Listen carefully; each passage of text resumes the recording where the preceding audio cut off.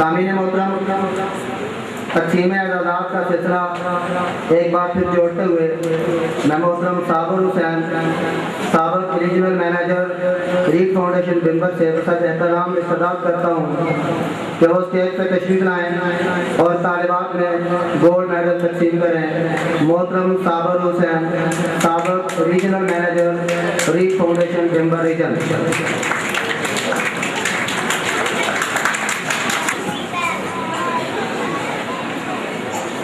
ابرار زیب ولد اورنگزیب، میں اس طالب علم سے استدعا کرتا ہوں کہ وہ اسٹیج پہ تشریف لائے اور اپنا گولڈ میڈل حاصل کرے۔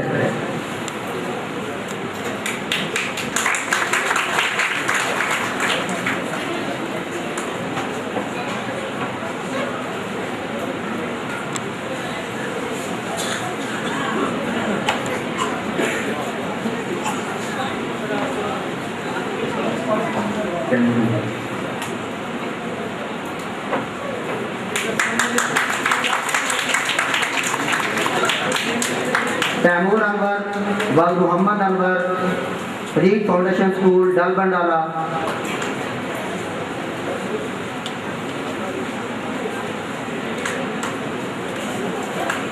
محمد احمد ولد مرزا محمد اسلم ذکی، ریت فاؤنڈیشن کالج بمبر۔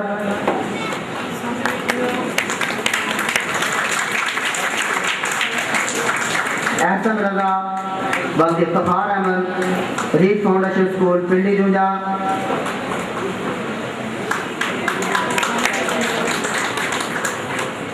عبدالرؤف سبحانی ولد محمد یونس، ریت فاؤنڈیشن اسکول ڈل بنڈالہ۔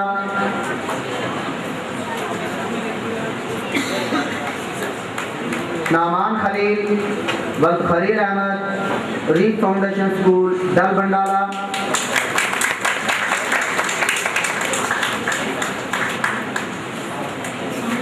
محمد عثمان ولد عبدالرزاق، ریت فاؤنڈیشن کالج بمبر۔ اس طالب علم نے میٹرک کے امتحانات میں 15ویں پوزیشن حاصل کی تھی۔ محمد عثمان ولد عبدالرزاق اسٹیج پہ تشریف لائے اور اپنا گولڈ میڈل وصول کریں۔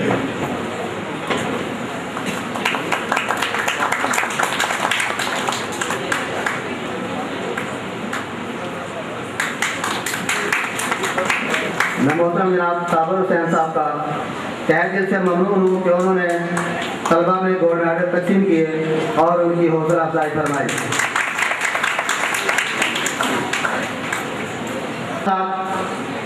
ریت فاؤنڈیشن کے بارے میں دل کیا گواہی دیتا ہے، دل و دماغ کس کی ترجمانی کرتے ہیں۔ ماں کی آغوش سے نکل کر جب بچہ ریت فاؤنڈیشن کی چھاؤں میں آتا ہے اور بڑھتا اور نشو و نما پاتا ہے، تو جب وہ بڑا ہو جاتا ہے تو گزرے سالوں کو کس نظر سے دیکھتا ہے۔ آئیے ریت فاؤنڈیشن کالج بمبر کے ہونہار طالب علم ثاقب احمد کو سنتے ہیں کہ وہ ریت کے بارے میں کیا تاثرات رکھتے ہیں۔ میں بلا تاخیر انہیں اسٹیج پہ آنے کی دعوت دیتا ہوں کہ وہ آئیں اور اپنے تاثرات سے سامعین کو آگاہ کریں۔ ثاقب احمد۔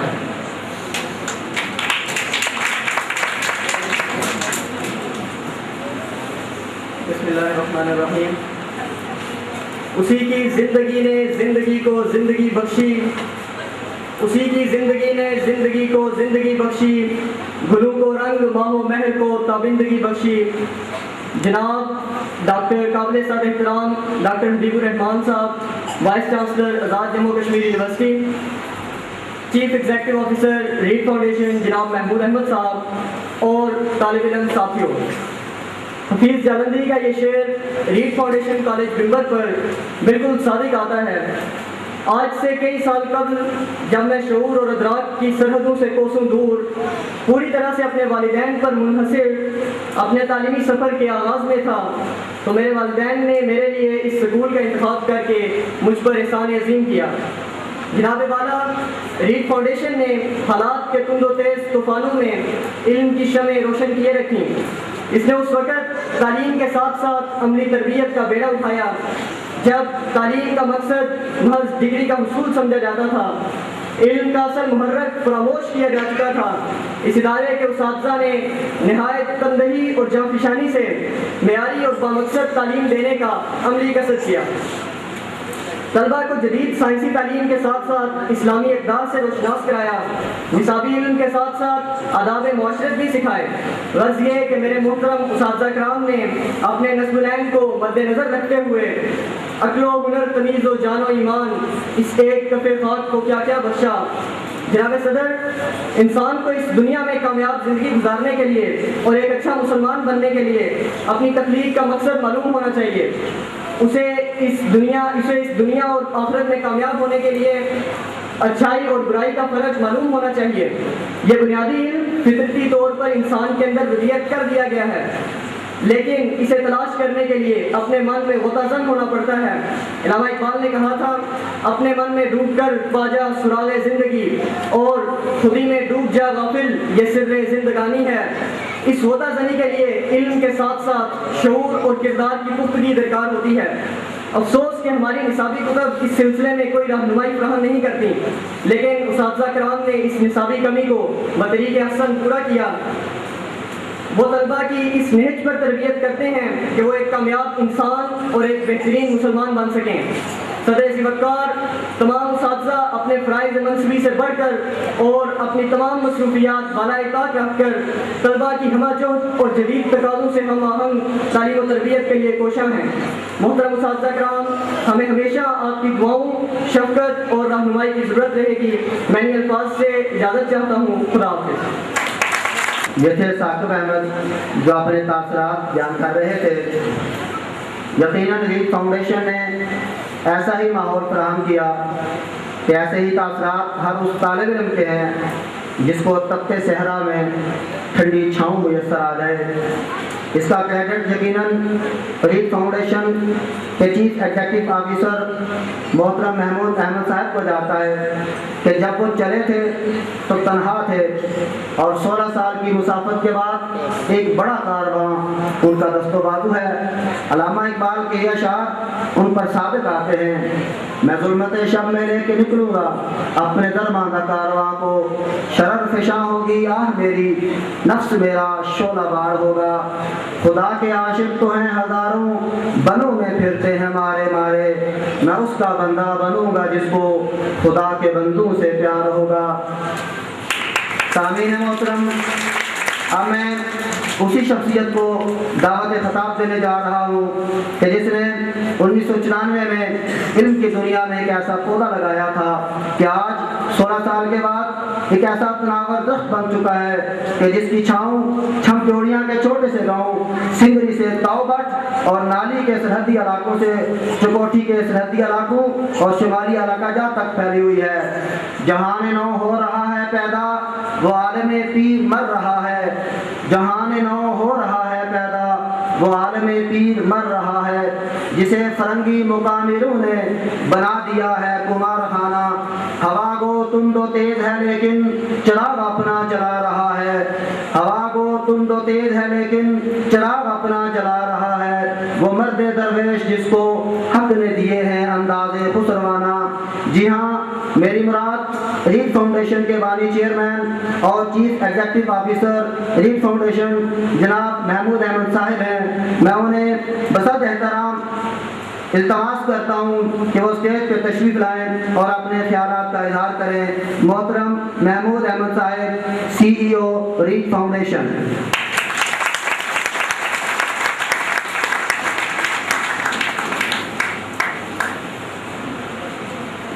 رب العالمین والعاقبۃ للمتقین، الصلاۃ والسلام علی رسولہ الکریم وعلی آلہ وصحبہ اجمعین۔ محترم doctor Habib ur Rahman Sahib vice chancellor, doctor صاحب 2 یونیورسٹیوں کے وائس چانسلر ہیں، اور ماشاءاللہ یہ بھی میرے خیال میں ایک ریکارڈ ہی ہے۔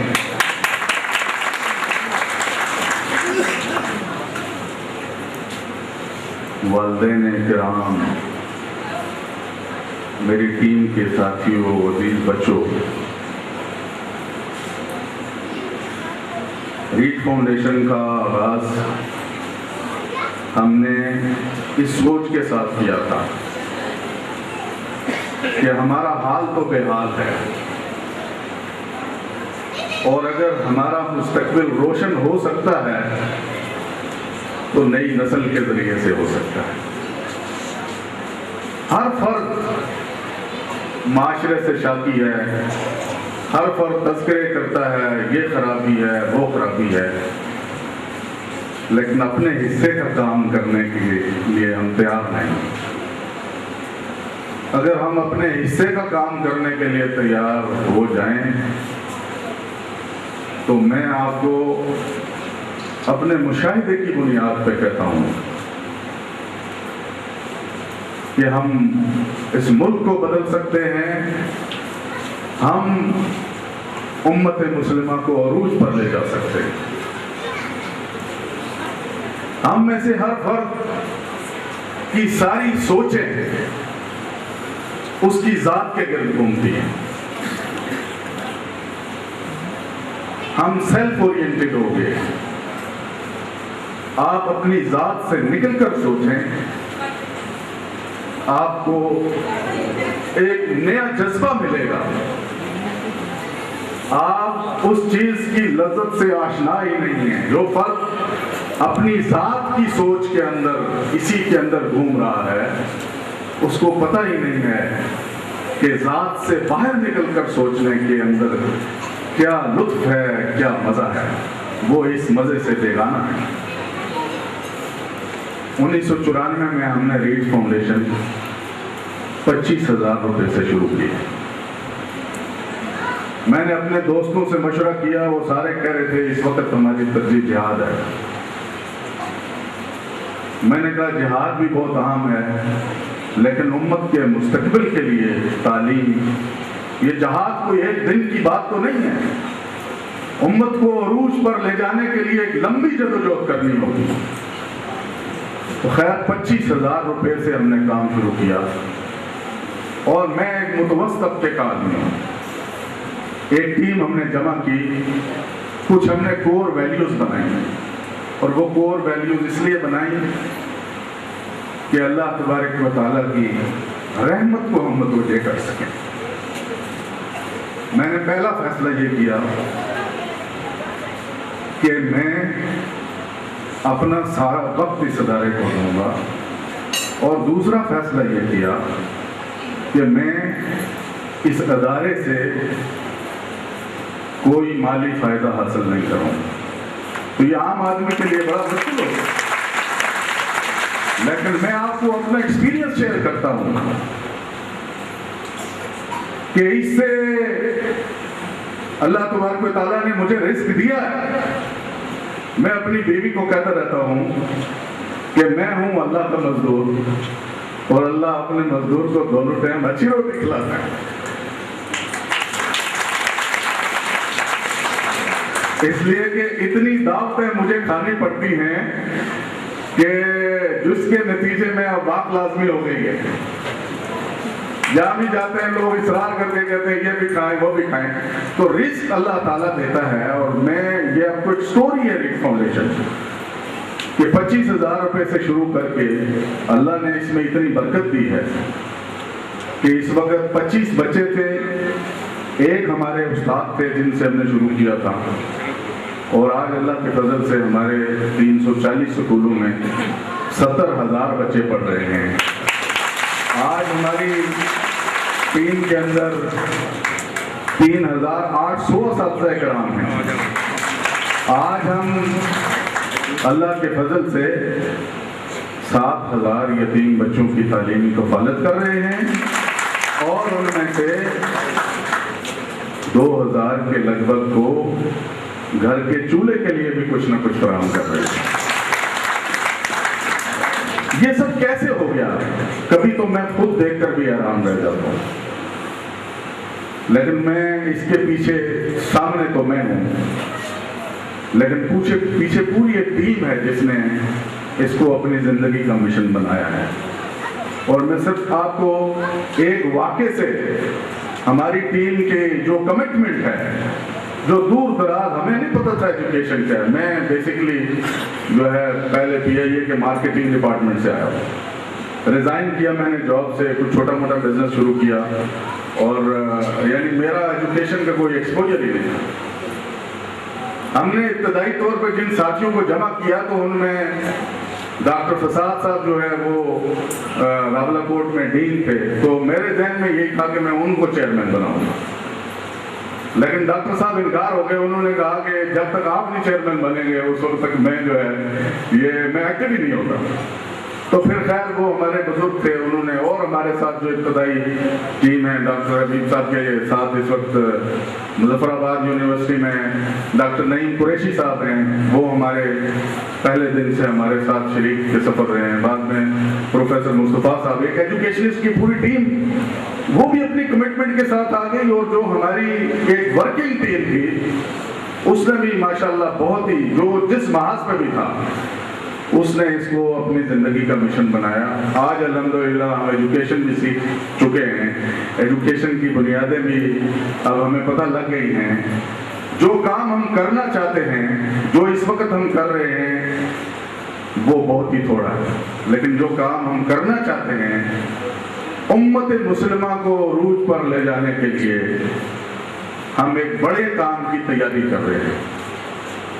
اور اس وقت جو بہت بڑا کام ہمارے پیش نظر ہے وہ انسان کے کردار کی تعمیر ہے. تعلیم والدین کی ایک ضرورت تھی، تو ہم اس لیے تعلیم کو ہم نے ذریعہ بنایا، اور تعلیم ہماری معاشرے کی ضرورت بھی ہے، اور تعلیم امت کو عروج پر لے جانے کی ضرورت بھی ہے. لیکن تعلیم کے ساتھ جو چیز ہم دینے کے لیے مستقبل میں بڑا کام کرنا چاہ رہے ہیں وہ تربیت ہے. ہمارے ملک کو جو مسائل درپیش ہیں اس میں ایک بہت بڑا جو مسئلہ ہے وہ کردار کا بحران ہے.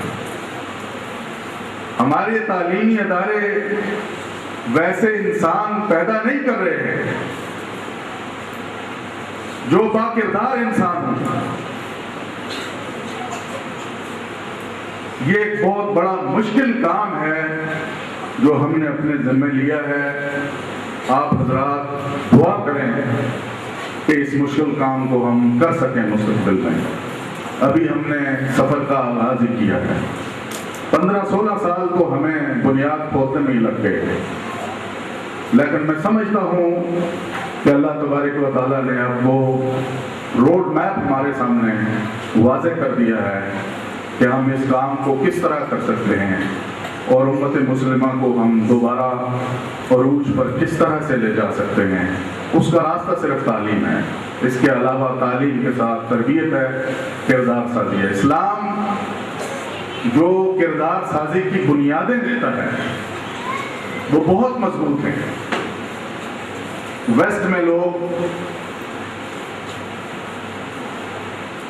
جو بھی ان کی سوچ ہے، جو بھی ان کا مطلوبہ انسان ہے، ان کے نظام تعلیم نے ان میں یہ بات راسخ کر دی ہے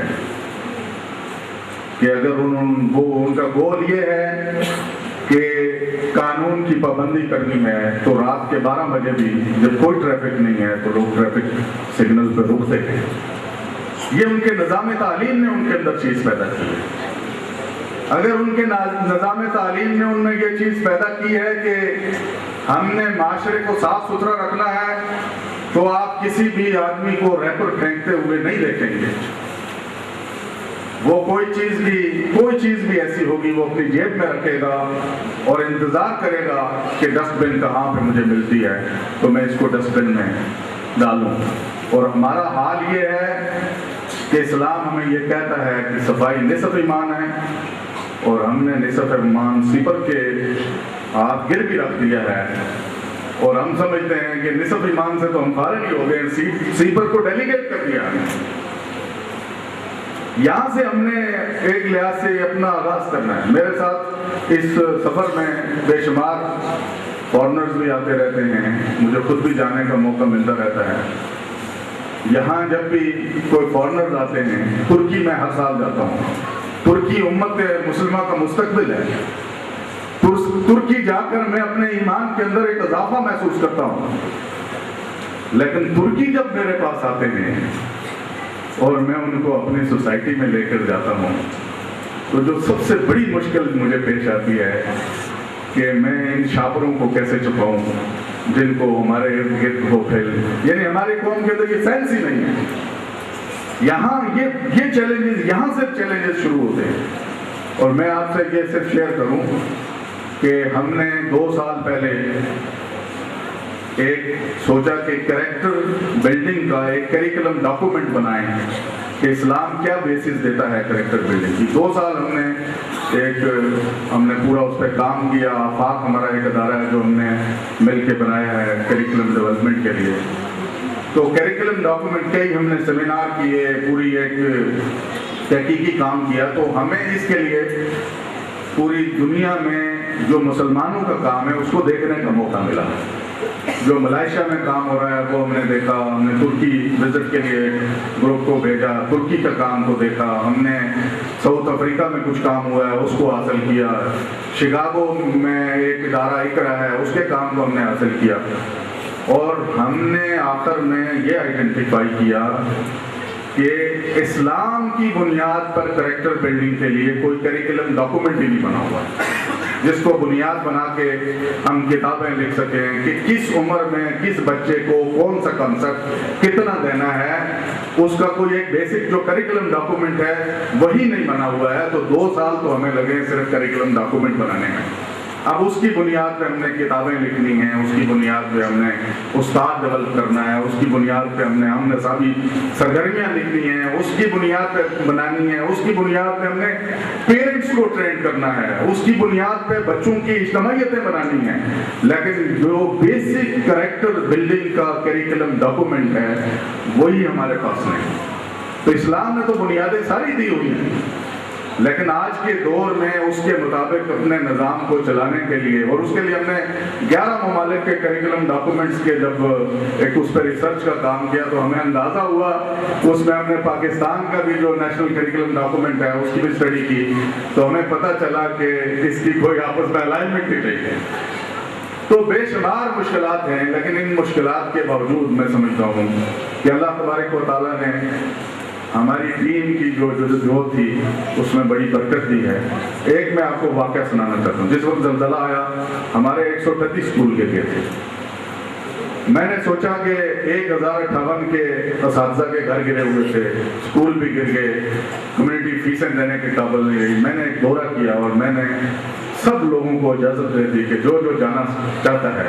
این جی اوز آ گئی، انہوں نے لمبے لمبے پیکج دینا شروع کر دیے. میں نے سب لوگوں کو اجازت دے دی کہ وہ جو بھی جانا چاہتا ہے وہ چلا جائے. اس مدت میں سیو دا چلڈرن اور یونیسیف میں سے ان کی پوسٹیں آئیں اور ان پوسٹوں میں جن لوگوں کو ہم فرض کیجئے 12-15 ہزار تنخواہ دیتے تھے انہوں نے 1 لاکھ اور 1.5 لاکھ روپے تنخواہیں اناؤنس کی تھی ان کے. تو میں پہلے سوچتا تھا کہ شاید میری ٹیم میں کوئی بھی نہیں گئے گا، لیکن ان میں سے کوئی بھی نہیں گیا.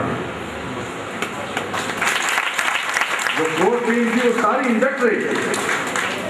اور میں نے بعد میں 1-2 سے پوچھا تو انہوں نے کہا کہ آپ لگے ہوئے ہیں، آپ نے اگر آپ اس موقع پہ جو ہے وہ کھڑے ہیں تو ہمیں اس میں حیا آتی ہے کہ ہم جو ہے وہ پیچھے سے چھوڑ کے چلے جائیں.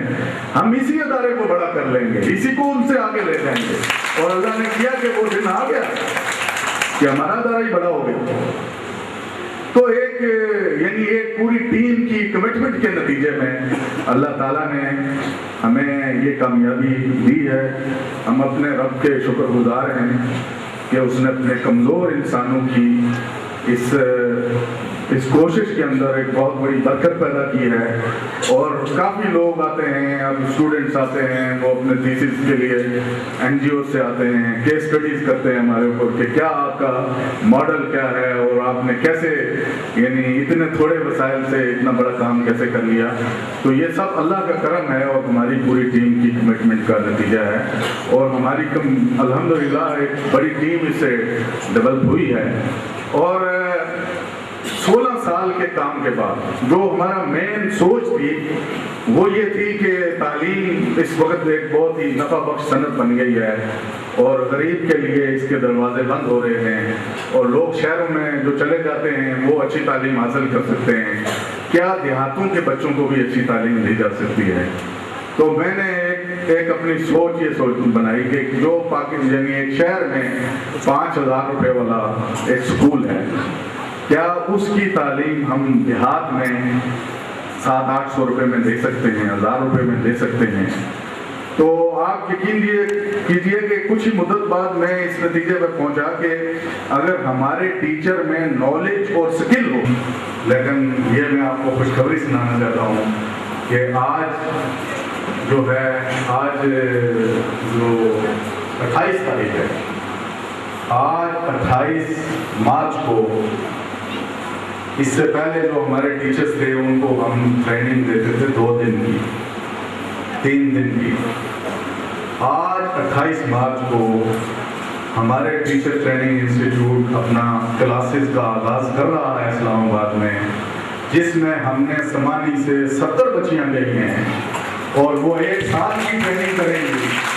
उनके लिए हमने कोशिश की है कि बेहतरीन लोगों को सिस्टम है, PGC का निज़ाम है, उसको स्टडी करके और पूरे वहाँ के कुछ माहिरीन तालीम को अपने साथ इन्वॉल्व करके हमने अपनी करिकुलम की बुनियाद पर पूरा उनके लिए करिकुलम डेवलप किया है। और 1 साल की बोर्डिंग, और उस जो बच्ची यहाँ से जा रही है, इन देहातों से जा रही है, 1 साल की उसको ट्रेनिंग दी जाएगी प्राइमरी की, इसलिए कि पाकिस्तान में 650 के लगभग हमारे टीचर्स ट्रेनिंग। ये इंस्टीट्यूशन, इसमें हमने 104 की स्ट्रेंथ से उसको शुरू किया है और 4 सेक्शन हैं 26-26 की। और इंशाल्लाह हम समझते हैं कि हम वो नॉलेज और वो स्किल दे देंगे उन टीचर्स को कि वो दूर दराज हर स्कूल से हमने 2 सोसाइटी के अंदर उनके पास वो नॉलेज भी होगा, वो स्किल्स भी होंगी और वो एक्सपोजर भी होगा। एक टीचर पे तकरीबन 1.5-2 लाख रुपए हमारा खर्चा आएगा। लेकिन अगर आपने 50 लाख की बिल्डिंग बना दी और ये टीचर डेवलप ना किया तो संगो खिश से होते नहीं जहाँ पैदा। तो इसलिए जो है हम इस पर काफ़ी फोकस करें। और हमारे जहन में यूनिवर्सिटी का भी रोड मैप है। हमारी जहन में हम और भी सोसाइटी को कैसे हम अपनी सोसाइटी में उनके लिए कैसे काम करें जो अपने कदमों पर नहीं खड़े हैं। तो हम पूरी एजुकेशन को एक रुख देना चाहते हैं।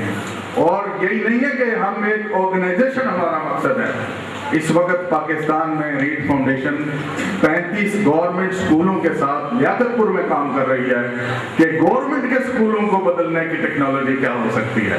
और अल्हम्दुलिल्लाह उसमें भी हमें बहुत बड़ी कामयाबी हुई है। उनका कल्चर हमने तब्दील कर दिया है। तो इसके लिए किस जज्बे की ज़रूरत है, तो अगर उसके साथ काम किया जाए तो अल्लाह ताला इसमें ज़रूर बरकत डालते हैं। और एक बड़ा काम हमारे पेश नज़र है, हम एक ऐसी नई नस्ल तैयार करना चाहते हैं कि जो उम्मत मुस्लिमा को एक दफ़ा फिर अरूज पर ले जाए। ये बहुत बड़ा काम है जो दुनिया की, यानी हमने पिछले साल से 2-3 सालों से मैं इस पर लगा हुआ हूँ कि कैरियर काउंसलिंग हम शुरू करेंगे। फिर हमने बच्चों के लिए एक 3 रोज़ा कोर्स बनाया है, स्टूडेंट लीडरशिप डेवलपमेंट प्रोग्राम। हम 8वीं में बच्चों को वो करवाते हैं। पिछले साल हमने कोई 35 कोर्सेज करवाए बच्चों को। अब हम अगले साल से उसके अंदर एक पूरी हमने टीम लगाई हुई है जो कैरियर काउंसलिंग को सीख रही है। और इंशाअल्लाह अगले 1-2 सालों में हम इन्हीं स्कूलों के अंदर जो दुनिया में कैरियर काउंसलिंग का कंसेप्ट है कि किस बच्चे को क्या बनना चाहिए, आपके बच्चों को ये सहूलत मुफ्त में हासिल होगी। کہ ان کی کیریئر کاؤنسلنگ 8ویں کے اندر ہی ہو جائے گی کہ ان کو مستقبل میں کیا وہ بن سکتے ہیں. تو اس کے لیے بھی ہم جو ہے پورا ایک جدوجہد کر رہے ہیں. بے شمار محاذ ہیں ہمارے کام کرنے کے, ان سب پر ہی ہم لگے ہوئے ہیں. یہ تو ڈاکٹر حبیب صاحب جیسے لوگ جو تعلیم کی دنیا کے لوگ ہیں, یہ تو ان کے کرنے کا کام تھا, بس ہمارے جذبے ہمیں اس میدان میں لے آئے ہیں. لیکن الحمدللہ اب ہم نے ایک ایسی ٹیم بھی ڈیولپ کر لی ہے. شاید رفیق صاحب میرے سامنے بیٹھے ہوئے ہیں, طفیل ظفر صاحب آپ کے یہاں سے ہیں, یہاں صبر صاحب بیٹھے ہوئے ہیں. ان لوگوں نے یعنی جو ہماری ٹیم ابتدائی تھی ماشاءاللہ, شاید رفیق صاحب, طفیل ظفر صاحب, ان لوگوں نے جو ہے وہ تعلیم کو سیکھا ہے. انہوں نے ریٹ میں آنے کے بعد ہمارے کوئی 125-150 کے لگ بھگ لوگوں کو ہم نے ایجوکیشنل لیڈرشپ اینڈ مینجمنٹ میں ماسٹرز کروایا ہے. ماسٹرز کروانے کے ساتھ ساتھ اب ہم نے ان کی ایک کیپیسٹی بلڈ کی ہے ان کو, اور اب الحمدللہ ہم اس سمت میں جا رہے ہیں کہ آپ دعا کریں تو ہم جو ایک یہ بات تھی کہ لوگ دیہاتوں سے شہروں کی طرف منتقل ہوتے تھے اچھی تعلیم کی طرف, آپ دعا کریں کہ وہ دن آئے کہ لوگ شہروں سے اچھی تعلیم کے لیے دیہاتوں کی طرف جا رہے ہیں. باقی میں بچوں سے بھی چند باتیں کرنا چاہوں گا. یہ تو زیادہ والدین سے ہی فوکس ہو گئی, اور والدین اس کے لیے بھی تیار رہیں مستقبل میں کہ والدین یعنی یہ 6 چیزیں جو بنیادی ہیں کہ ایک بچے کو جو چیزیں بدلتی ہیں, اس میں اس کا نصاب ہے, اس میں اس کا استاد ہے, اس میں اس کی ہم نصابی سرگرمی ہے, اس میں اس کے والدین ہیں, اس میں اس بچوں کی اپنی پیئرس کیا ہیں, ان سے وہ کیا سیکھ رہا ہے, اور پھر میڈیا سے. میڈیا تو ہمارے کنٹرول میں نہیں ہے, لیکن میں آتے ہوئے شاید رفیق صاحب سے کہہ رہا تھا کہ ہم بچوں کو یہ تو سکھا سکتے ہیں کہ وہ میڈیا میں کس چیز کو ایوائڈ کریں, یعنی کم از کم اس کی بھی اویئرنیس دے سکتے ہیں. تو بہرحال میں سمجھتا ہوں کہ اور میڈیا کو بھی ہم پریشرائز کر سکتے ہیں کہ وہ بھی اگر اتنی بڑی کمیونٹی اس کے لیے تیار ہو جائے تو میڈیا وہی دکھانا چاہتا ہے جو لوگ دیکھنا چاہتے ہیں, تو اس کے اندر بھی چینجز ہم کمیونٹی سے ہو کر لا سکتے ہیں. لیکن والدین سے میں یہ بھی کہوں گا کہ آنے والے سالوں میں اس کے لیے بھی تیار رہیں کہ آپ کو بھی اسکول میں آ کر 7 مہینے میں 2-3 دن پڑھنا پڑے گا, اس لیے کہ جب تک ٹیچر والدین, یہ بچہ ہمارا جوائنٹ وینچر ہے, اس کی تربیت جو ہے ہماری سب کی الائنمنٹ ایک ہونی چاہیے. اگر ہم اس کو یہ سکھاتے ہیں کہ ہر کام اپنے ہاتھ سے کرنا چاہیے,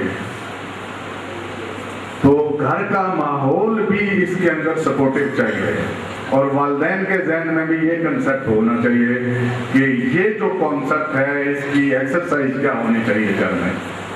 کوئی بھی کانسیپٹ ہم اگر اس کو دیتے ہیں, اور اس میں بہت کام کرنے کی ضرورت ہے ہمیں, اور بہت ساری سنتیں جو یاد ہیں, ہمیں یہ سنت یاد ہی نہیں ہے کہ اپنے کمرے کی صفائی خود کرنی چاہیے, اپنے کاموں کو اپنے ہاتھ سے کرنا چاہیے. یعنی دنیا نے تحقیق کر کے یہ چیزیں سیکھ لی اور وہ عروج پہ چلے گئے, اور ہم نوکری کی تلاش میں ہیں, اور ہم سمجھتے ہیں کہ کام کرنا, جو آدمی جتنا بڑا ہو اس کو اتنے ہی کام سے دور رہنا چاہیے.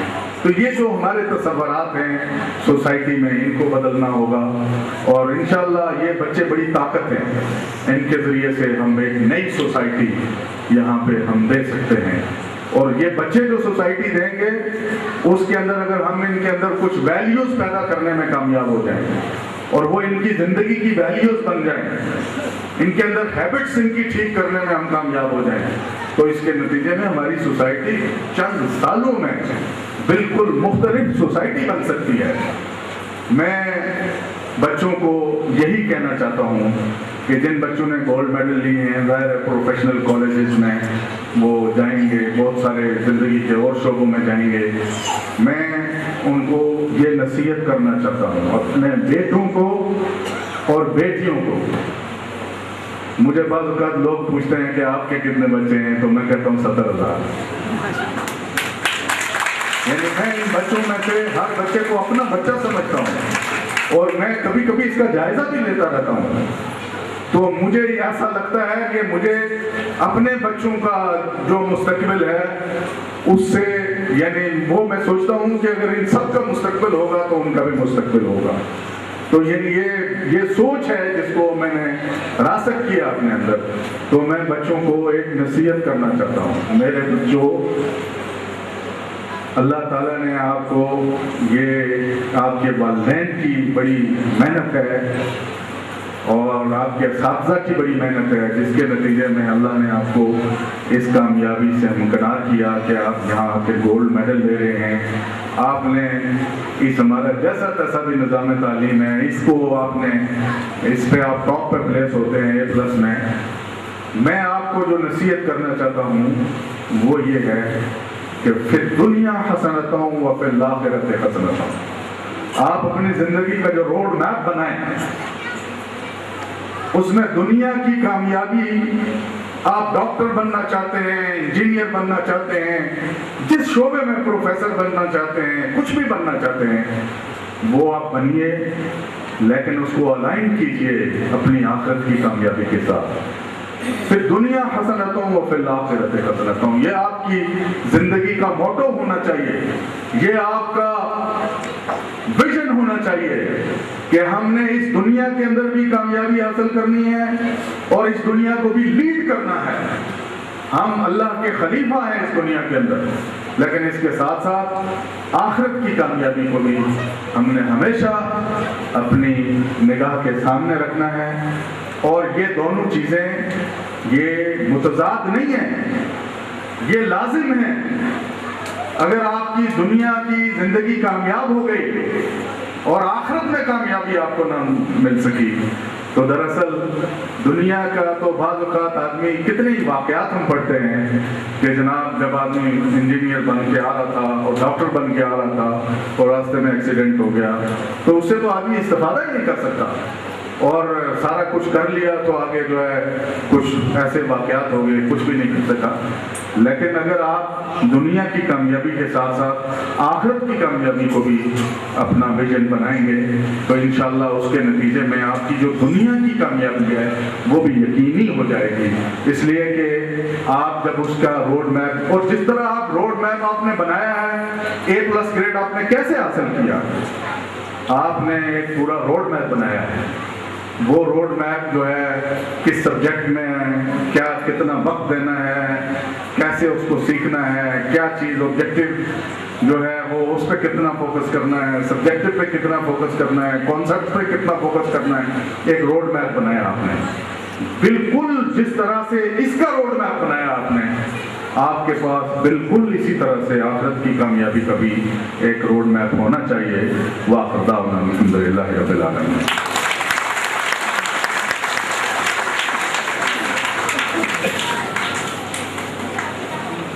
یہ تھے محمود احمد صاحب، chief executive officer Read Foundation, جو اپنے ذرعی خیالات سے سامعین کو آگاہ کر رہے تھے. معزز خواتین و حضرات، ریڈ فاؤنڈیشن کالج بھمبر کے طلبہ طالبات کا آپ کے لیے ایک پیغام ہے. انتظار کیجیے، دیکھیے اور سوچنے کے بعد فیصلہ کیجیے. ریڈ فاؤنڈیشن کالج بھمبر کے طلباء و طالبات.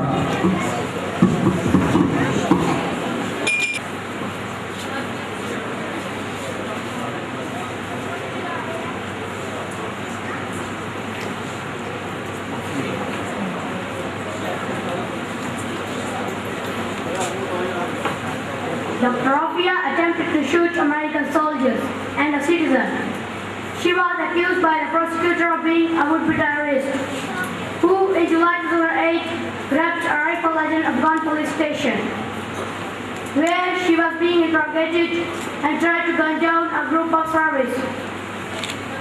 A tyrant does not remain in the world, but calls on bad forces. After this, it is decided by the court of USA that Rafia will remain for 86 years in prison. No, sir. What's my crime? What I have done? Order.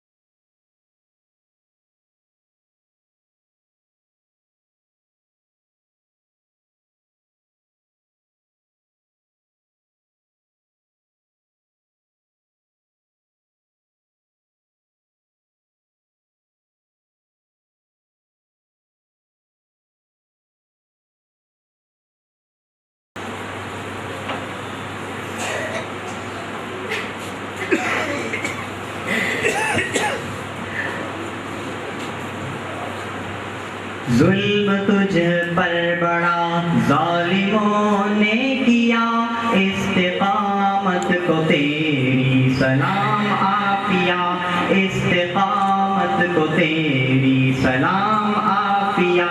ظلم تجھ پر بڑا ظالموں نے کیا، استقامت کو تیری سلام عافیہ، استقامت کو تیری سلام عافیہ۔ قید میں غیر کی اپنی عزت رہے، قوم کی ہوتی پامال حرمت رہے۔ قید میں غیر کی اپنی عزت رہے، قوم کی ہوتی پامال حرمت رہے۔ شرم والوں کا سر شرم سے جھک گیا، استقامت کو تیری سلام عافیہ۔ ظلم تجھ پر بڑا ظالموں نے کیا، استقامت کو تیری سلام عافیہ، استقامت کو تیری سلام عافیہ۔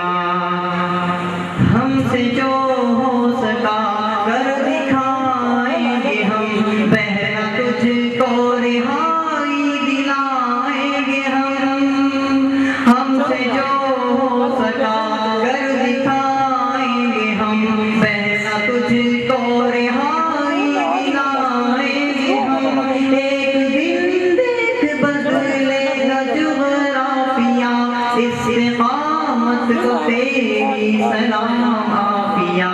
ظلم تجھ پر بڑا ظالموں نے کیا، استقامت کو تیری سلام عافیہ، استقامت کو تیری سلام عافیہ۔ داستاں تیری گھر گھر سنائیں گے ہم، پہلا تجھ کو رہائی دلائیں گے ہم۔ داستاں تیری گھر گھر سنائیں گے ہم، پہلا تجھ کو رہائی دلائیں گے ہم۔ تیرے سر پر رہے سایہ کبریا، استقامت کو تیری سلام عافیہ۔